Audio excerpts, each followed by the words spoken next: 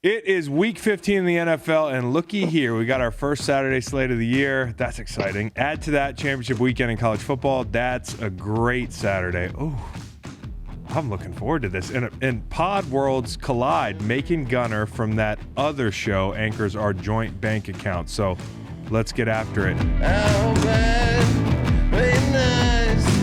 Tell me please, what's the deal with this bad blood? It's getting hard to conceive. Hey y'all, I'm Chris Long. This is the Greenlight Gambling Show presented by DraftKings, and as always, I'm joined by Stanford Steve. How we doing, brother?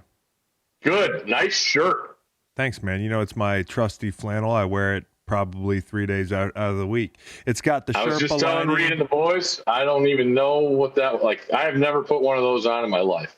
I know, and I actually owe you, right? Because I lost the bet with you, Virginia Tech, Virginia. I forgot about the terms of that. What do I have to do now? Shave your head. No, that wasn't the bet. Yeah, it was. No, Yeah, it it wasn't is. the bet. Okay. Go back, check the tape. Okay, Jay Williams. Jay Williams hit a half-court shot, and I told him if I make mine, I get 10 grand. He hit his, and he wants 10 grand. I said, okay, you Duke guys, I know you're fucking goody two-shoes, but none of you guys know how to gamble, I guess. It's that's not a bet. Yeah, if you had lost that bet, you'd be wearing flannel, though. Yeah. Plenty more. You know what? I was going to ask you if you wanted to make another bet, but word is you might be retired. Yeah, I'm doing a Marshawn Lynch right now. So like I'll tell you right now, in every gambler can attest to this. This is right now. This 2020 has been a little different with the schedule and everything. Like we're in week fucking 16 of college football, Chris. Weeks like that's not supposed to happen. Mm-mm. That just tells you. So what they're doing is they're extending the pain. Mm-hmm. But will you have the guts to get some money in that account? Get that money in the account for the most wonderful time of the season, bowl season. You know what? You just did the thing. You talked me like Denzel at the mini fridge. You talked me right into the mini fridge. You're in. Okay, this is why I'm a good friend. I'm not going to talk about the fact that I went 2-1 in the NFL last week and Steve went 1-2. If I would just bet the games that I give out, I'm going to talk about the fact that Steve was on Arizona State, destroying Arizona like no one's business, and he also had Rutgers as a money line pick. So, great job. NFL Week 15, 3 picks apiece. Steve, why don't you go first? All right. Where should I start? Most confident, bro. What do you like? There's so much to like this weekend. Wow, God. There is. I think there is. Okay, let's go. Last week, Seattle, perfect get-right spot, right? Absolutely. Lose to the Giants. Who comes in? The Jets. Get-right spot. Get yourself ready to go. We're getting ready for the playoffs. And now they go to face Washington, who – we talked about Sunday night, was as impressive as anybody with that win at Arizona. But this injury to I always want to call him Colt McCoy, to Alex Smith, really worries me because I do not like the sound of Haskins starting a game for Washington. So I cannot, he didn't blow it last week, but he came close to, and now he's tweeting after the game how much he loves to be back on the field. And, this is a guy who didn't show up for 2 games. Okay. And now he's running the charge of a team that is on the cusp of being that team. If they got into the playoffs, that defense could go anywhere and win a game. Right. And now they're in a spot against Russell Wilson, who, if there's a guy to come back, that Washington defensive line, I'll take 3 in Seattle. I think Washington has trouble scoring the ball with Haskins at the helm. I'll take Seattle. It's funny because I think it's a good time to tell you that I am giving out the Washington football team. And since they're getting 5 Okay, 1 second. I have a theory on this pick. Yeah.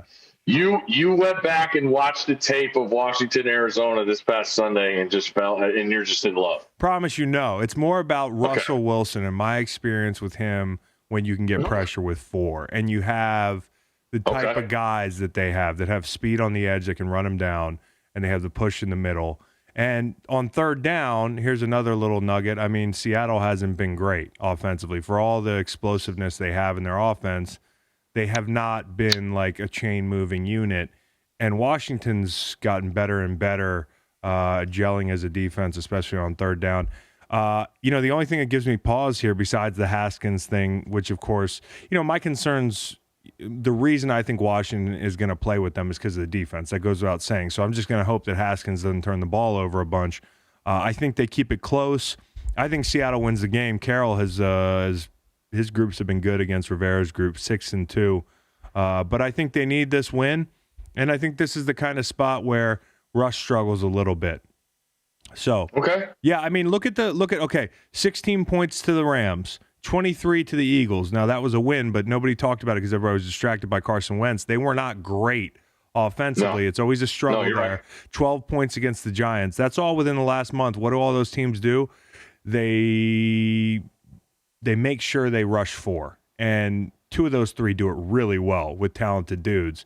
The other group just, they're well coached. So I like Washington here in this spot. Who's your second favorite? Arizona. I understand what happened last week with Philly and Jalen Hurts and getting a win and, feel good story of the week, possibly of the season. We'll see from how it goes from there. But I just like what I've seen from Arizona. To combat Jalen, obviously you're going to have discipline, all the things with Russell Wilson, you're going to see people do with Jalen Hurts. Yeah. I think they put him in very favorable situations with the play calling. I think a week of seeing what they actually did on tape for Arizona. We saw how Reddick was just wrecking havoc last week with 5 sacks. I like the personnel of Arizona's D. I know they've fallen off, but this is a hype train game for me that I'm not buying with Philly. They lost another guy in the secondary. McLeod tore his ACL. Yeah. I love the matchups Arizona has. I love what Kyler could do.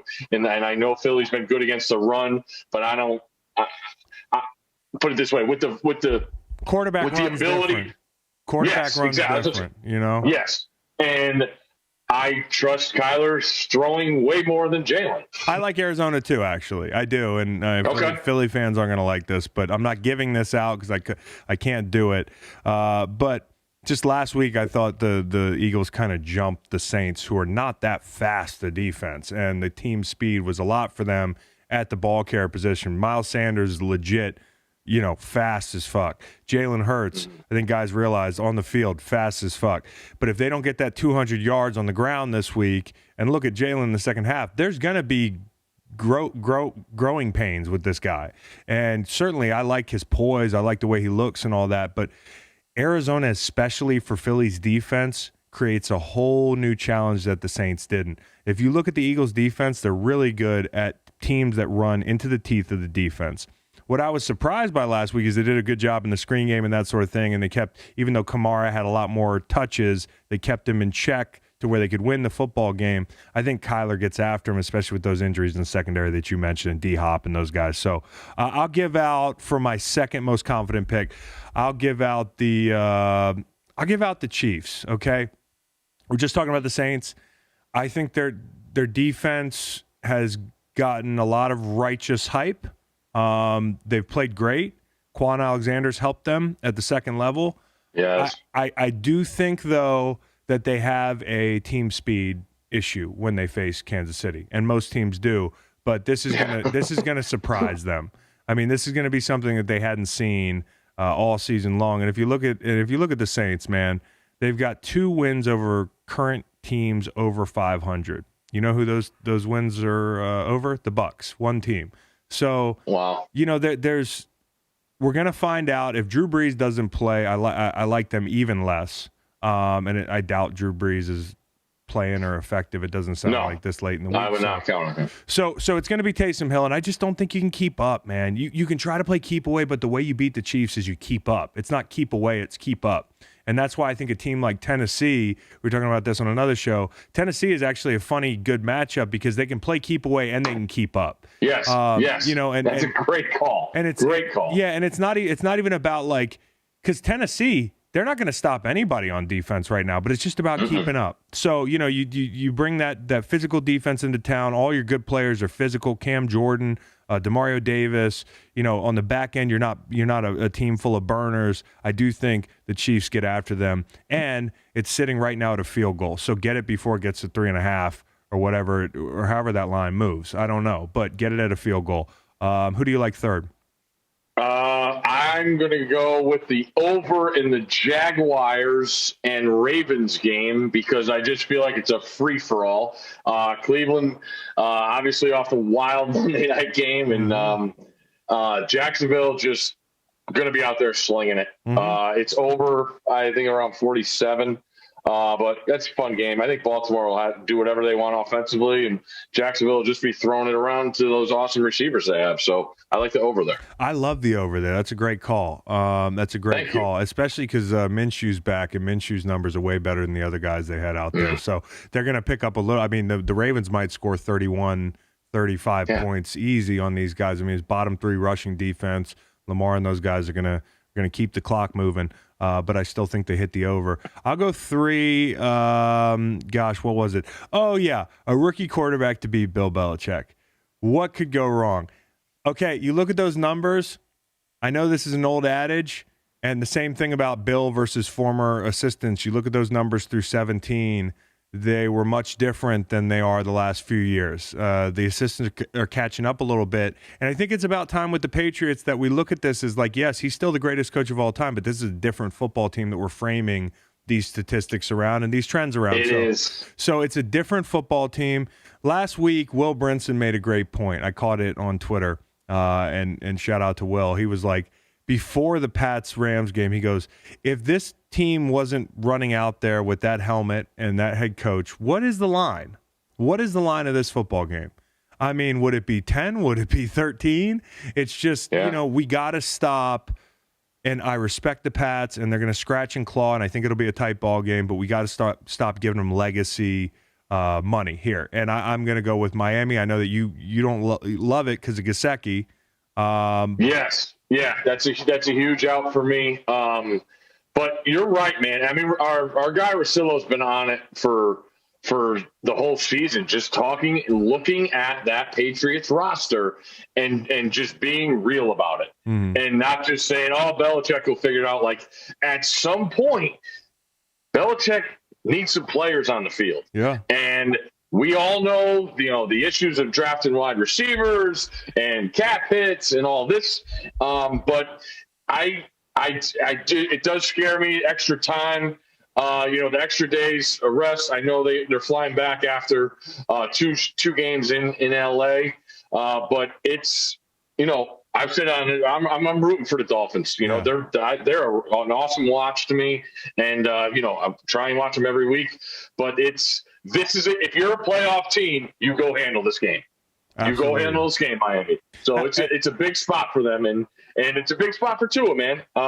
He played well enough, I thought, against the Chiefs. A couple of costly turnovers, but that's why rookies do that. Yeah, you're going to get that with a rookie quarterback. So really interesting. I feel like New England couldn't do it because they fell behind so fast against Los Angeles. But when they have won games, they have had a little recipe of just, let's slow things down. Let's get Cam in the gun. Let's run it, shorten the game, trust our secondary and our defense to make plays in a tight game, and hope that what Belichick has done so many mistakes, just wait it out, and the other team will fuck it up. No, how many games has he won like that in his career? Just stubbornly boring, and hey, we're here to win. We're not here to impress anybody. Yep. I suspect they'll be doing the same thing Sunday. Fascinating game to me. It is fascinating. It's going to be probably that, and the Chiefs game is as fascinating as it gets Sunday. And then on top of all that, the Dolphins are playing with their backs against the wall a little bit. I mean, because they're tied with the Ravens, and they have the tiebreak at this point. But you look at their last 3 games, it's way different than the Ravens. The Ravens, I think, the combined strength of schedule for them the rest of the way is 218. So you look at who the Dolphins have. There's a couple good teams. Who did their math today? Man, I read. I retain. Do you have a calculator next to it when you read, or you just read the numbers and write them down? I read that little nugget and I just spit it right back out so you, the bettors, can have it as well. But it's not really relevant this Sunday. The only thing that is relevant is the Dolphins have got to win because there's no breathing room with the way Baltimore played Monday. And the Ravens got Jags, Giants, Bengals. Yeah. That's where the Ravens end the season with. Exactly. Now maybe Joe Judge could give them a fight, but I wouldn't bank on them losing a game the rest of the way. I mean, that's what they do. They beat up on bad teams. Mm-hmm. Okay, so let's go college game of the week. What you got? So much to choose from, Chris. Oh, God. See, here you go. I'm going to be all over the board. Oh, you're tired. All right, I'm going to give you a theory here. Yeah. Okay. I don't know if you caught any of the rankings or anything that's going on, but people are saying USC should be ranked higher because they're undefeated in USC. All right. And now everybody's propping up a Pac-12 team. Obviously, they started the season late. And it was a foregone conclusion, I think, that the Pac-12 was going to be left out of the playoff because they weren't going to be able to prove themselves, which is just weird because they wouldn't say that about any other conference if they started late. Right. But USC's been getting a ton of love. They've come back. They have elite talent at the wide receiver position. Their quarterback's really good. It's only a true sophomore, Keaton Slovis. And if you remember last year, Utah got to this point where they were in the Pac-12 title game, and if they won, they were getting in the playoff. And it feels like to me, every time a Pac-12 team gets on this stage where they're getting love and they're going to do something, that's really good, they just peed on their leg. Yeah. Last year, Utah gets to that spot. They peed on their leg. They play their worst game of the year. They lose to Oregon. They lose a shot in the playoff, and then Oregon, obviously, with the win, goes to the Rose Bowl. I worry that USC is getting so propped up this week that they peed on their leg Friday night in the Pac-12 title game against Oregon. So we're going to take Oregon. Wow. Hey, that Slovis kid, I don't watch a lot of I don't know. No, it's too late for you. I don't watch a lot of Pac-12 football, but the kid, the few times I've seen him play, I like him. Am I way off? Is he like a prospect? No, he was only a 3-star, and then he beat out. I should say he beat out. He took over for JT Daniels when JT Daniels got hurt. He's now the quarterback at Georgia, who was a 5-star, and then Slovis was so good that Daniels, I think, was like, I'm out of here because I'm not passing this kid out. But they also have some really, really good wide receivers, man. They have like 3 pros in their 3 receivers, and their 3 wide set. Those 3 guys are 3 pros. All right, well, I'll take that one to the bank. Let's do joint bank account. We need some upsets this week. Last week, did we hit on anything is the question. Yeah, Rutgers. Yeah, you're right. I'll give you another one. Why the hell is Nebraska giving points to Rutgers? Give me Rutgers. Okay. Money line. Is that what you're on this week? Rutgers money line plus okay. 200. Cool. I'm going to go with, golly, there's a couple dogs here that I don't love. Give me the New York Football Giants money line, Freddie Kitchens revenge game off that hangover. Cleveland just gave up 47 points, and they're running around like they won the Super Bowl this week because they played the Ravens close. Be careful now. It feels like when the Raiders lost close to the Chiefs on that Sunday night game, doesn't it? Yep, and what happened after that? Whooping. Yeah, and I lost money on it, so I'm going to take the Giants this week. Money line, baby. And then, as coaches always say, Chris, you remember the losses more than the wins. Yeah, exactly. Well, they're easy to remember lately. Okay, so now here comes Mush Makin's pick. This one should be good. Thank you, fellas. My pick is America's team, the Dallas Cowboys. Typically, I like to zig when others are zagging. Team coming off a loss. This time, not so much. I'm going with the red-hot Dallas Cowboys coming off a Cincy win, giving 3 points at home to the San Francisco 49ers, the listless Niners who have no hope. Watch the Cowboys mess around, win out, be 7-9, be in the mix in the NFC Beast. Tons of weapons. Cooper, Gallup, Lamb, Zeke at 75%. Dallas +3, making money. Take that one to the bank as well. Macon had a good week last week. He was above 500 on the Sunday slate, so maybe he's turning the corner. Hey, that will do it. Check out the regular Greenlight podcast. It's also very good. Stanford Steve is on there on Sunday night. This is Greenlight Light. This is Greenlight Gambling, so it's a whole. Oh, okay. Other, All right. yeah. So and comment, subscribe, all that good stuff. Be safe and have a great weekend, everybody. Steve's got to go pick his kids up from school. He does it all. He's not just the pretty face on TV and the podcast ringer. He is also a terrific dad. Go be a dad, dude. See ya. All right. Appreciate you, All right, bud. bro.